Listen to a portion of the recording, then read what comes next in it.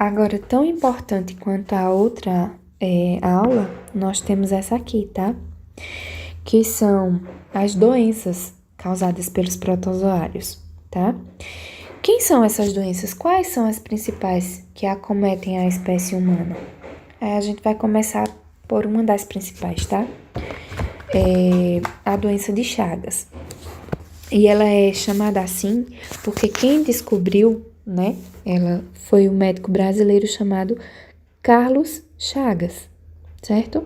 Então, em homenagem a ele, que foi o descobridor, né? Do protozoário que causava essa doença, ficou sendo denominada doença de Chagas, certo? É uma doença transmissível e transmissível através de quem? Quem é que causa? A picada do barbeiro, né? Do inseto chamado barbeiro, que traz em seu organismo o Trypanosoma cruzi, que é o parasita causador dessa doença, certo? Esse barbeiro, ele também é chamado de chupança em algumas regiões do nosso Nordeste, né?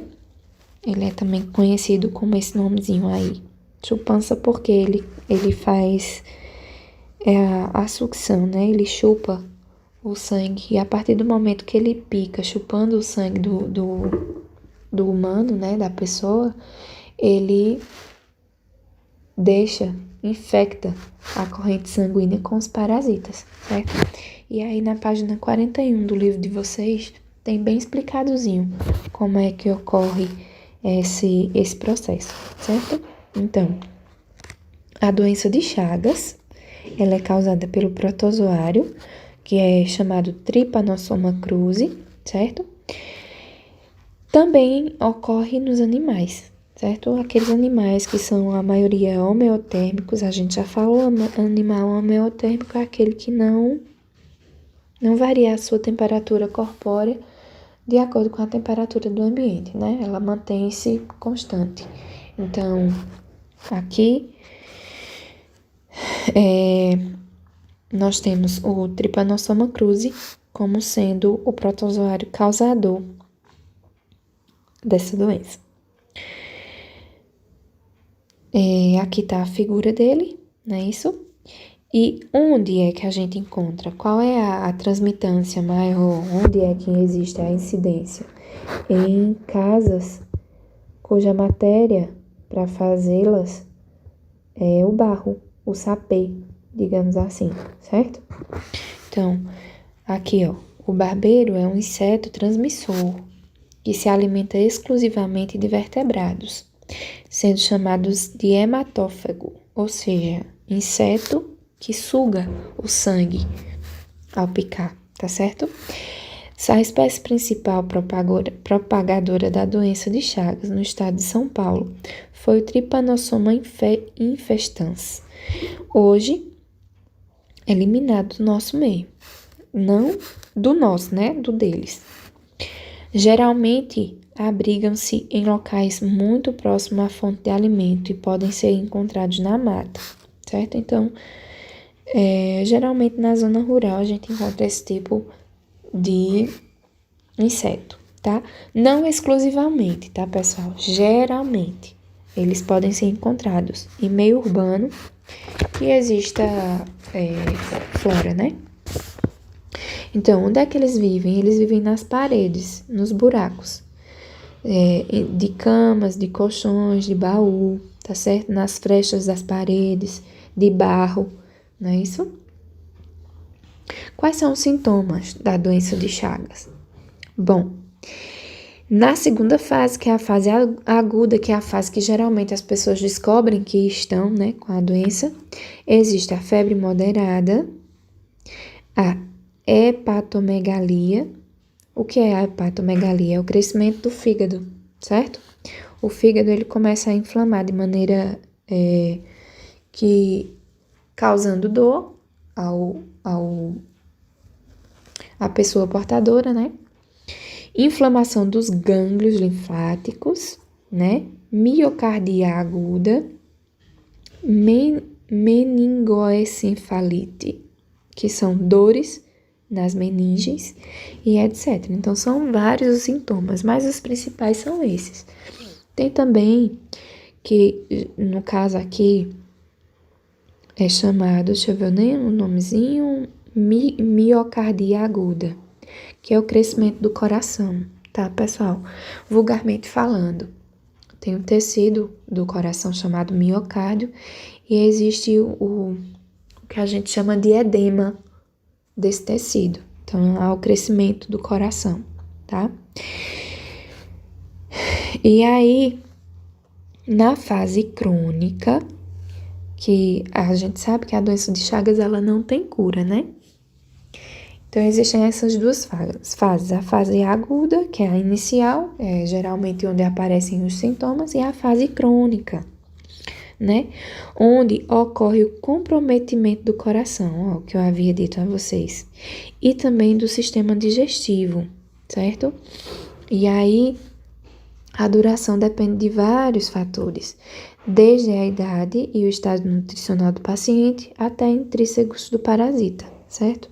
Então, vai depender tanto da pessoa portadora da doença, quanto do parasita, né? Da força do parasita dentro do sistema imunológico desse ser, tá bom? Os sintomas mais importantes nessa fase, na fase crônica, é a cardiomegalia, que é, como eu disse a vocês, o crescimento do coração, e o megaesôfago, que é o crescimento também do esôfago, né? O esôfago, ele se estende de maneira que também causa muita dor, né? No paciente, tá certo? E aí a gente tem crianças, foto de crianças com sintomas, né, da doença de Chagas. Profilaxia. Qual a profilaxia dessa doença? É baseada principalmente nas medidas, né, de controle do inseto, impedindo a sua proliferação nas moradias e nos arredores dessas moradias, né? Além das medidas específicas. Que medidas específicas são essas? As atividades de educação em saúde, a conscientização, né, das pessoas em relação à profilaxia desse inseto, certo? Essa prevenção, na verdade, ela parte mais da saúde, né? Ela é um controle mais de medida de política pública, certo? De política pública de saúde, ok? Então, quanto maior a preocupação do sistema de saúde de uma região, menor vai ser a incidência, né? Desse tipo de doença, certo? E uma das principais medidas das políticas públicas em relação a essa doença é essa aqui, ó. A melhoria da habitação das pessoas. Que antigamente as pessoas usavam muito, né? A casa de taipa, digamos assim. Hoje em dia a gente não vê tanto, mas antigamente sim. E mesmo para essas pessoas que moram em casa de taipa, a política pública de saúde, ela tem que atingir, tá? Tentando conscientizar e de alguma forma intervir na moradia dessas pessoas. Usar telas em relação à moradia em si, a pessoa pode usar tela para impedir que o besouro entre, né? Impedir a permanência de animais, como cão, gato, macaco, no interior da casa. Evitar montes de lenhas, que ele gosta de morar em buraco, né? Telhas, entulhos. Não construir galinheiro, nem paiol, nem tulha, nem chiqueiro perto da casa também. Retirar ninhos de pássaros dos beirais da casa. Manter a limpeza periódica na casa, né? Obviamente. A gente sabe que as medidas de higiene são super importantes. difundir junto aos amigos e parentes e vizinhos conhecimentos básicos sobre a doença. Isso é em relação a toda e qualquer doença, né, pessoal? Não só a doença de Chagas. Aí a gente tem a amebíase. A amebíase, o causador é a entamoeba histolítica, certo? E o hospedeiro definitivo é o homem, tá?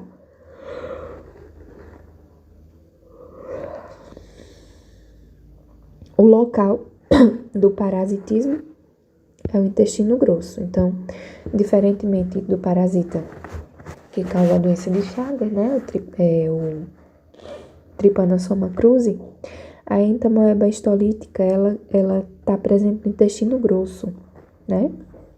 Antes a gente tinha o parasita presente na corrente sanguínea, né? No fígado, enfim. Aqui a gente tem ele alojado no intestino grosso. E aí tá aí uma figura dela, tá? A entamoeba histolítica, certo? Quais são os órgãos afetados? Principalmente o fígado, os pulmões e o cérebro, tá? O cérebro também pode ser afetado pela entamoeba, mas é mais raro.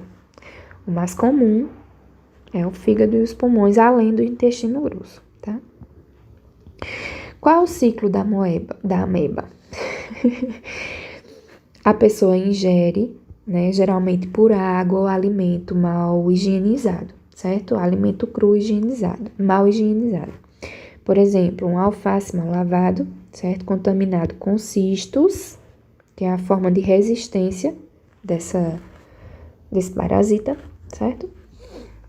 Que chega ao intestino grosso, grosso, do hospedeiro, certo? E se abre, liberando jovens amebas.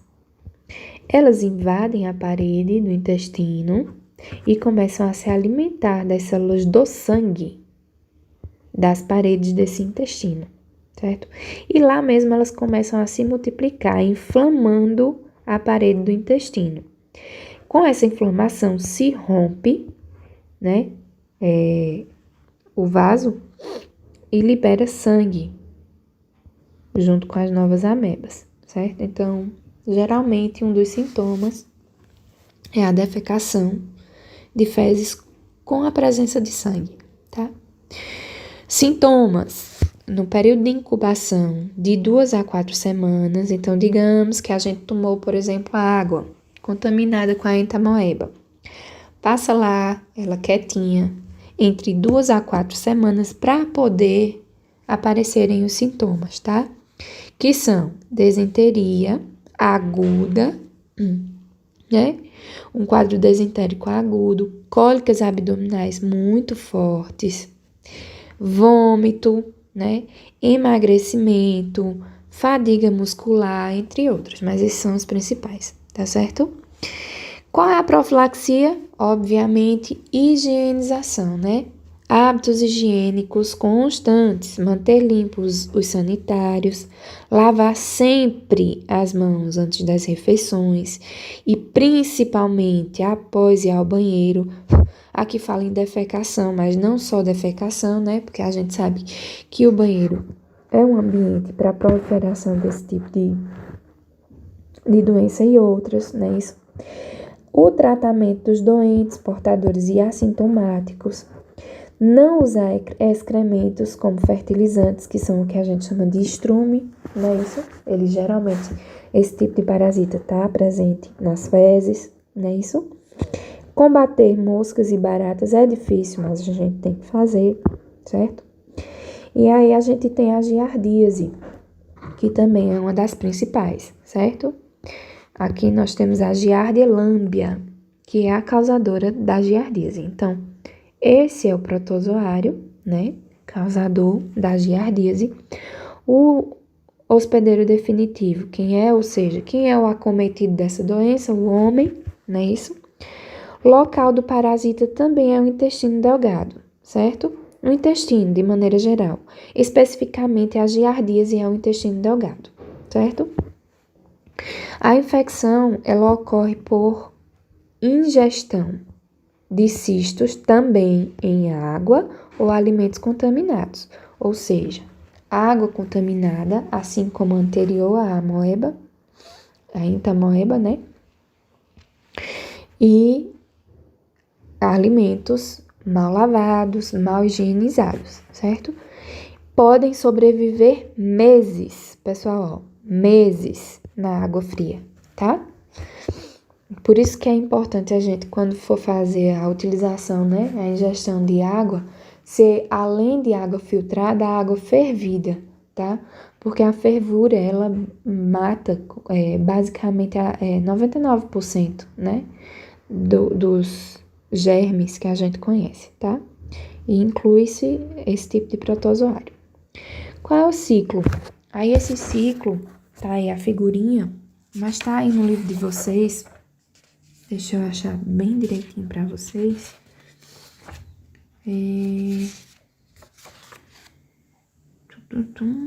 O ciclo da giardíase não tem, né? Maior mesmo.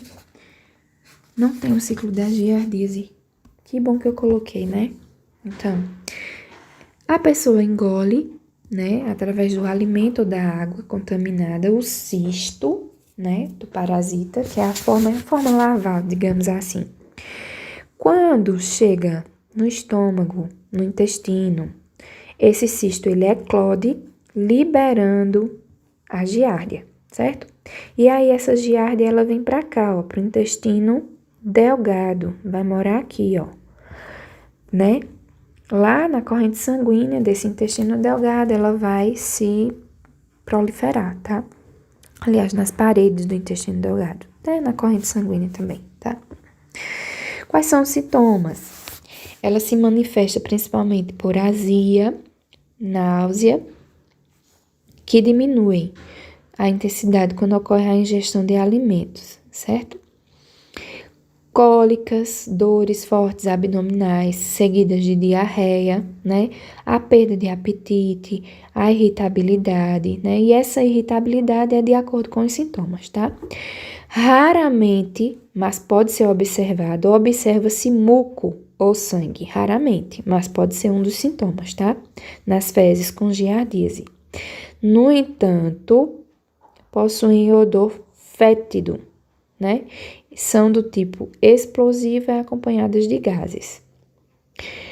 Eu não vou entrar em detalhes, eu acho que essa explicação aí foi autossuficiente, né, pessoal? Qual a profilaxia? A profilaxia é basicamente maneiras, né, de evitar. Profilaxia, para quem não sabe, é maneiras de prevenção, né? Aliás, de tratamento. Tomar medidas profiláticas, né? Como redundantemente falando aqui, é a higienização, pessoal, tá? O cuidado com a higiene pessoal, a higiene dos alimentos, a higiene da água, a higiene do que a gente ingere, tá certo? A mão na boca, enfim, praticamente isso. Só ingerir alimentos bem lavados e bem cozidos, ou, quando crus, bem higienizados. Lavar as mãos antes das refeições e após ir ao sanitário. E em relação à construção, a gente tem, em relação à política pública, digamos assim, né? A gente tem a construção de fossas e redes de esgoto, certo? Só beber água filtrada e ou fervida, de preferência as duas, tratar as pessoas doentes, ok? Malária. A malária, o causador da malária são vários, né? Mas o hospedeiro definitivo, quem é? O mosquito. É isso? Hospedeiro definitivo, não. O hospedeiro definitivo é o homem. Oh, gente, tá errado isso aqui. O hospedeiro definitivo é o homem. O hospedeiro intermediário, que é o mosquito, tá? Intermediário por quê? Porque é ele que leva o parasita ao homem, tá? Aí ficou faltando corrigir aí, tá certo? Algo de errado não está certo. Mas vamos lá. Eu acho que vocês entenderam. Definitivo é o homem, intermediário é o mosquito, certo? Definitivo porque é nele que causa a doença, que a doença ela é causada, certo? Intermediário, por quê? Porque é ele quem leva ao homem a doença. Então, o protozoário é o homem, né? Locais do parasitismo, os glóbulos vermelhos, ou seja, o nosso sangue, né? As células hepáticas, células do fígado e o corpo do mosquito, né? Quais são os sintomas da malária? Então, primeira coisa, período de incubação. A pessoa, quando é picada, ela leva entre 7 a 21 dias para, depois dessa picada, né, do mosquito, para demonstrar os sintomas, tá certo? E o primeiro é calafrio, calor, suor, febre, mal-estar, cefaleia, dor de cabeça, vômito, diarreia, hipoglicemia, baixa de açúcar no sangue, né? Insuficiência renal, geralmente dores, e o rim, ele começa a não funcionar de maneira efetiva. E convulsões, certo? Convulsões, pessoal, elas já ocorrem em uma fase mais aguda, digamos assim, da doença, certo? Quais são as maneiras de profilaxia? Profilaxia, tratamento, detecção da doença, né? Obviamente, e o tratamento precoce dos infectados. Medidas de proteção individual e coletiva. Coletiva a gente sabe que é feita através das políticas públicas, telas nas janelas para evitar os mosquitos, inseticidas, aqui ó, inseticidas, desenvolvimento de novos fármacos, isso aqui também foge do nosso controle, né? Isso aí são políticas públicas, pesquisas institucionais. Treinamento e recursos humanos também foge ao nosso controle, essa é também política governamental, estruturação do sistema de saúde e desenvolvimento da vacina. A gente sabe que existe para a malária, existe a cura, né? A vacina. Leishmaniose. A leishmaniose, o causador é o protozoário Leishmania brasiliensis. O hospedeiro definitivo é o homem, tá?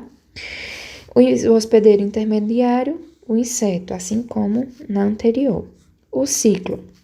Os parasitas se reproduzem no corpo do inseto e são inoculados durante a picada. Inoculados é introduzidos, tá?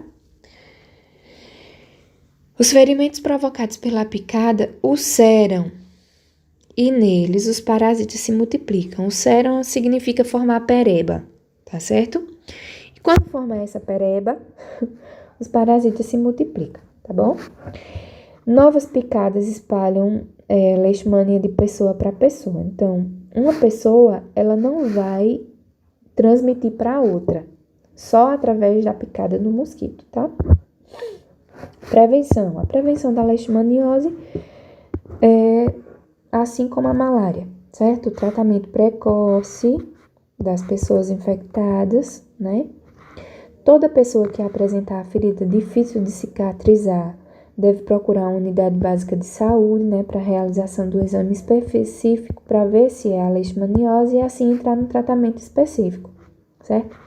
Medidas de proteção individual, que são os mecanismos através de mosquiteiros, né, telas finas nas portas e janelas, evitar a frequência na mata, né, onde esses mosquitos eles são predominantes, principalmente no horário noturno, a partir das 20 horas, né? Sempre usar roupas adequadas, boné, quando for adentrar a mata, né? De manga comprida, calça comprida, bota, uso de repelentes é importante. Manter limpos os terrenos baldios que possam servir de criadores desses insetos transmissores, tá certo? E aqui a gente tem exemplos de pessoas com a leishmaniose, também chamada de úlcera de Bauru, né? E aqui, ó, são ferimentos, tá? Parecidos, pessoal, até com câncer, tá? São feridas que não cicatrizam, de acordo com a infestação do parasita, certo? Lembre-se, a maioria das doenças estudadas podem ser evitadas com medidas básicas de higiene, como a gente já sabe, né? Podem ser, a maioria das doenças, certo? Colocar telas e janelas e saneamento básico, tá? Que é muito importante, tá certo? E é isso. Muito obrigada, por hoje é só e cheiro!